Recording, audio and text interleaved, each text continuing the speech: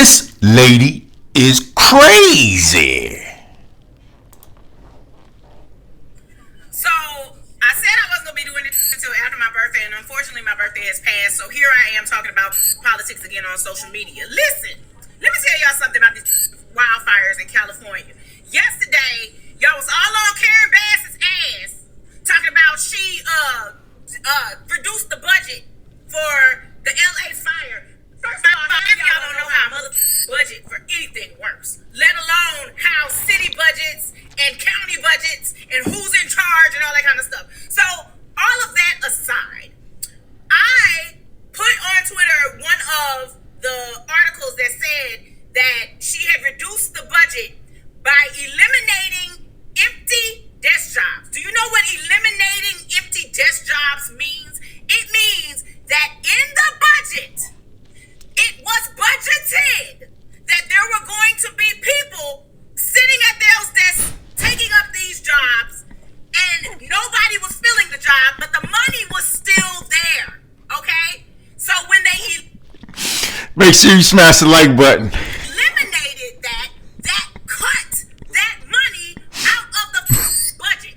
Y'all don't know how works in this country, and that is why it is such a hellscape. It is a group project that depends on the citizens to be smarter than they are and know how things work, but y'all don't. And our electorate is split up into 3 sections. 1/3 of us don't even pay attention, don't even participate. So now we're only working with 66% of the electorate. And out of that 66% of the electorate, 49% of y'all motherfuckers are just dumb. Y'all believe lies that Mango Mussolini tells you. You just stupid. You just on the stupid side of the internet. You getting all your information from the stupid side of the internet, and you don't know how anything works. And so you start parroting things like stupid ass. Meanwhile, she's the one acting stupid on the internet. Smash that like button. James Woods, who I'm you miserable bigot son of a. I hope you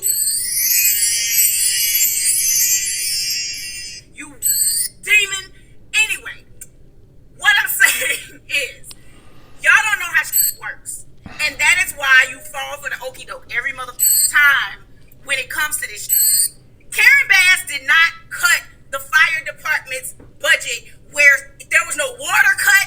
All the reservoirs were full, so there was no more water to put in the mother.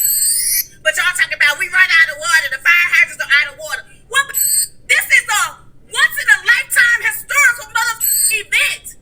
Nobody prepared for hurricane winds carrying fire all over California.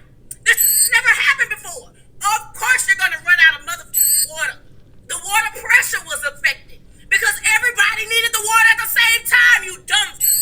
Like, I'm so tired of people pontificating online and affecting real important and you don't know what the you talk about. The goddamn editor of the LA Times, this model minority you out here spreading lies. So now y'all can't even trust the goddamn LA Times because this lying because a black woman is in charge. I will never understand. Yes, I do. I understand it. But All right. So, I commented on this lady's comment section yesterday when I came across this video, and I paraphrasingly said that, look, raw emotion is not a leadership trait. So getting on Facebook, YouTube, whatever social media platform, yelling your head off about something that you may or may not know what you're talking about. I don't even know what direction she's going in. She's just ranting. And then, James Woods lost his home, and she calls him out all these filthy names. I mean, you could lip read the words she was saying were blocked off and stuff like that. The curse words were blocked, but you could basically get the gist that she doesn't like James Wood. He's an actor. I reported on him on my last video. He got on TV saying that Gavin Newsom was a bumbling idiot, but she doesn't know James Wood. How does she know how he is as a person. But if you don't believe me that the budget was cut, here it is straight from Chief Crowley's mouth. She was the LA Fire Department chief. She got fired once she said this. So let's get to the big question, the budget. There's so much talk about it. It was cut 17 million. It was cut this. It wasn't cut at all, according to one newspaper. Was your budget for the fiscal year 2024-2025 cut?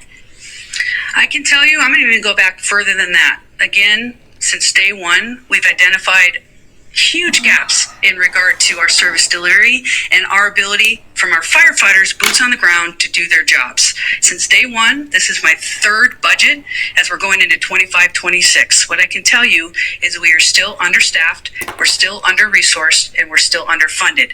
So with that, whether it's 7 million, 10 million. But was the budget cut? Yes, it was cut. And it did impact our ability to provide service. Let's talk about that memo. You sent a scathing memo to the Board of Fire Commissioners where you expressed your concern that you were not going to be able to do your job. Your firefighters would not be able to respond adequately to a major emergency like a wildfire, like what we're seeing right now. Right. So understanding where our services gaps are, number one, is understanding where our firefighters need in regard to their equipment. Now, let's focus back on what our people need, and what they need to be is properly funded and equipped. Whether it's 7 million or not, it doesn't matter. It impacts our ability, just like you said with the board report, of our ability to provide service, and that's on a normal day. Our firefighters are running over 1,500 calls. They're transporting 650 patients a day on a normal day, let alone the last 3 days of what we've had with significant impacts that have changed the communities that we serve, their lives forever. So with that, we're going to continue to fight for what we need to. That is my job as the fire chief of the best fire department in the world. In December, you wrote that memo. You said that these budget cuts were going to severely affect your department, from everything from brush clearance checks to make sure homeowners were doing what they needed to do, to fire hydrant checks. And yet you heard the mayor just yesterday say, no, those cuts did not affect the ability to serve and would not have changed anything in this situation. What is going through your mind? And I know this is difficult. There are a lot of politics at play. You are not a politician. You are the woman responsible for all these men and women at LA City Fire and for our residents in the city of Los Angeles. When you hear the mayor say it didn't affect anything at all, what is going through your head? If you can share that with us. Sure. So just full transparency. Again, my position is to make sure that our people get what they need to do their jobs, and also, mind you, that they get to go home to their families. The amount of calls that our firefighters are running today has doubled since 2010, a 55% increase with 68 less people. Full transparency, this isn't a new problem for us. Since the 3 years that I've been in the seat, I've sounded the alarm to say we need more. This is no longer sustainable. So with that, we're now in a position to be properly funded. We are screaming to be properly funded to make sure that our firefighters can do their jobs so that we can serve the community that we took an oath. But when the representative of the city says the cuts that were made and signed did not affect the response to the fire that is being criticized, the response that is being criticized by so many people, what is going through your mind? Yeah, just again, the full transparency of the documentation, of being able to sound the alarm. Does it make you mad? Yeah, it sounds like she's sidestepping the question here. I don't know if it makes me mad. In the end, that is my job as a chief, to make sure that my voice is heard and my voice is amplified from the needs of what our people need to do their job. So tell the city, tell the residents, tell the people that are out there. I mean, thousands and thousands of people have lost their homes, and they're looking to blame someone, and it's not the Santa Ana winds necessarily. Right. They are looking to blame administrators. Right. What is the message here? And have you had a one-on-one with the Mayor Bass and said, hey, I told you so. I told you this was going to affect our ability to respond to a major emergency.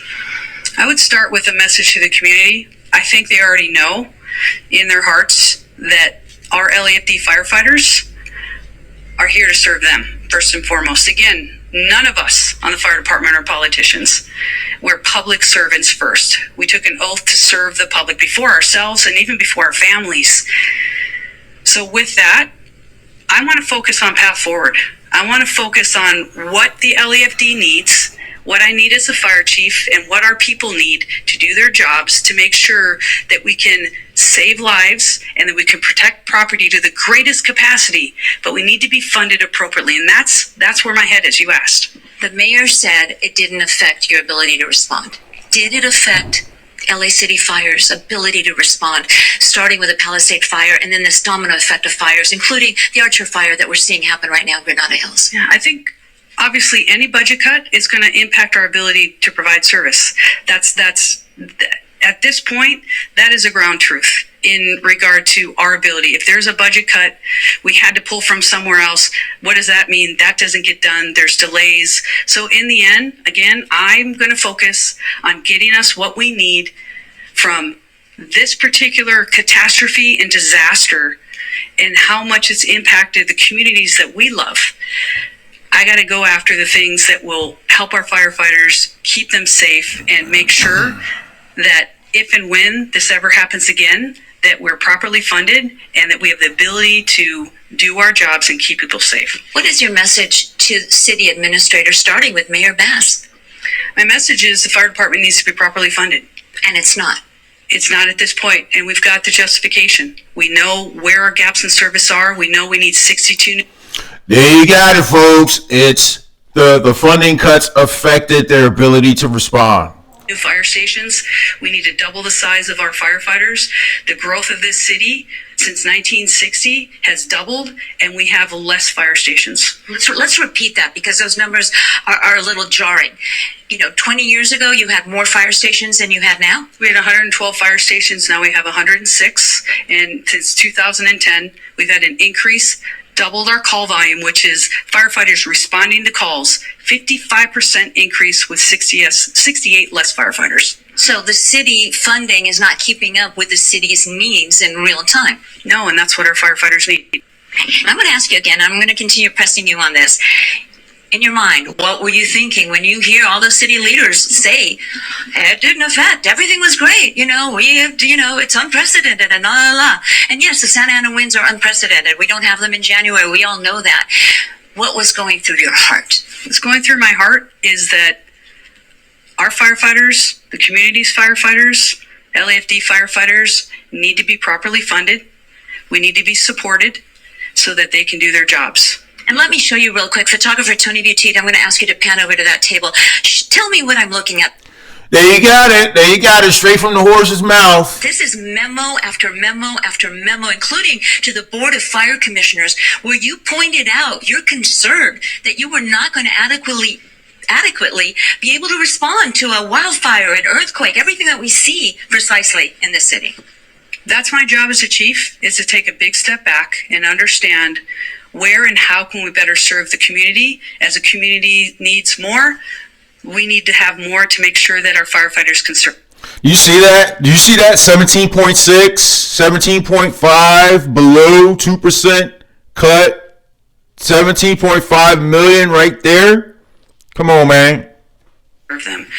I identified early, my team identified straight early, from the horse's labor mouth. identified early that we have service gaps.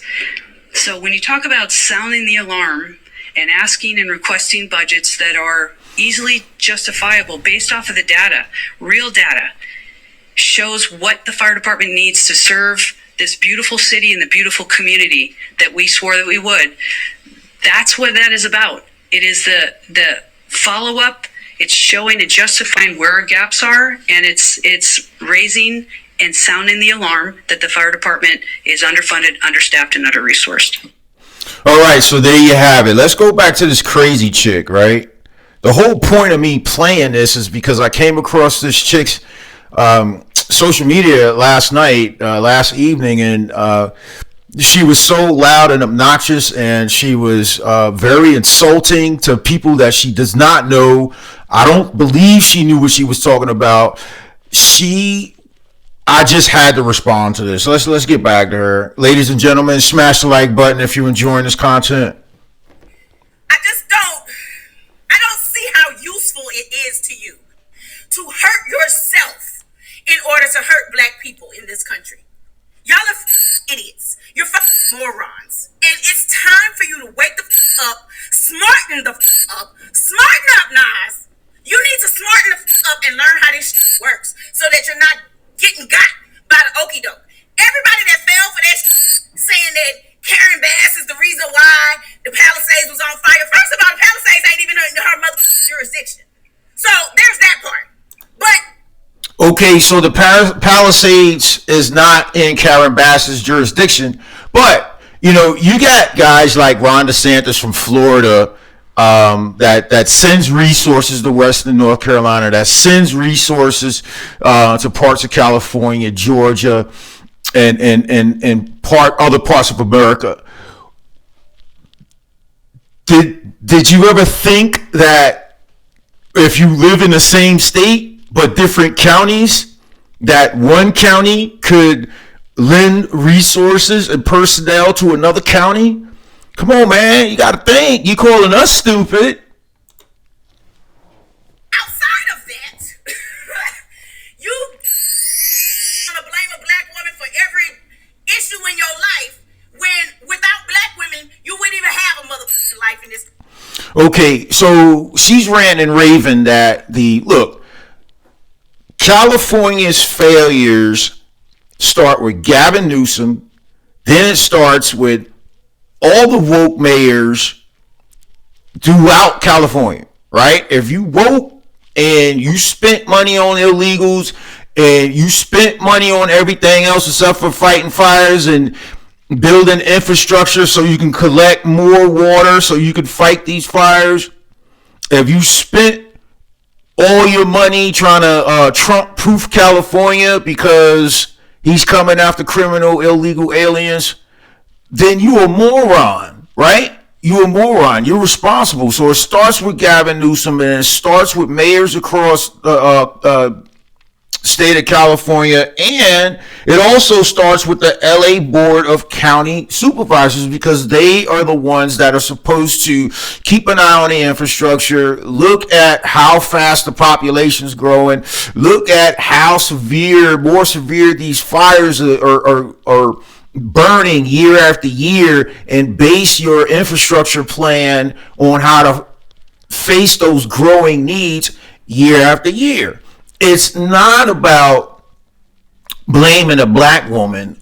We're blaming incompetence. That's what we're blaming. We're blaming incompetence. And why is Gavin Newsom still the governor? I don't know. Dumbass people still vote him in. Why is Karen Bass still the mayor or was elected mayor in the first place?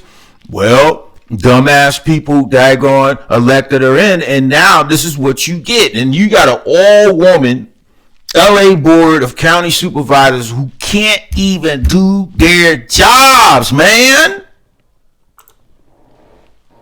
Country. And yes, I'm talking to every motherfucker that wasn't born here and the motherfuckers who were born here. Okay, I gotta calm down a little bit. Now I'm turned around and get to where I need to go. So this is what I'm gonna say. Okay. Y'all want to blame black women so bad. Have at it. But you're wrong, you're lying, you're stupid, and you're morons, okay? Look, being the mayor of LA is a big job. Karen Bass had no business going to Ghana when she knew this firestorm was coming, when she knew the winds were picking up, when she knew that fires were starting in different parts of the area. She still took off. So why not catch the heat? Gavin Newsom's catching the heat. I don't see anybody coming out in Gavin Newsom's defense saying, oh, y'all always want to blame white men. Just because, and I'll turn the tables back on her. You're defending her because she's black, and won't admit that she's incompetent. See, you have to look at the competencies and stop playing identity politics, please. The end. Y'all had a chance to put a smart black woman in charge of the country. You finna see how bad that shit's finna go. Matter of fact, listen, she's talking about Kamala Harris at this point, And Kamala Harris is anything but smart. She's another DEI hire that became the vice president of the United States, and by luck became the presidential nominee for the Democrats during the 2024 elections. All right? Listen, she didn't get one stinking vote to be the presidential nominee for the 2024 presidential election cycle. Not one vote. She was installed, and she raised, her donors helped her raise, what is it? 1.5, 1.4, 1.5 billion dollars with a B within 107 days. She went broke and ended up $20 million in the hole. So you magnify that. If she was the governor of California, if you magnify that loss, that $1.4 billion loss or collection of money, and then you end up $20 million in the hole, just magnify that statewide and then magnify that countrywide. You know, listen, the whole state of California will go on fire under Kamala Harris, just like it is under Gavin Newsom. And the whole country would have been on fire if VP Harris got elected the president. Last night I saw somebody on some leftists. P.S. Leftists are anarchists, and I wouldn't put it past them to have started some of these goddamn fires, because all leftists want to. All right, well, that's enough of hers. Hey, so I want to address one more thing. She said, society wouldn't benefit if it wasn't for women. Look, men and women were put here on this earth to procreate and to worship God, right? We're not here to yell at each other. We're not here to for feminist action. We're not here for this. We're not here for that. We are here to praise God and be fruitful and multiply. That's what we're here for. And so this world wouldn't be anything without men. This world wouldn't be anything without women. And this world wouldn't be anything without the natural resources and plants and animals and whatever the case is, water, ponds, lakes, oceans. Give me a break, man. Give me a break. But, hey, be sure to smash the like button if you enjoyed this content. I'm out. I will see you on the next video. Thank you.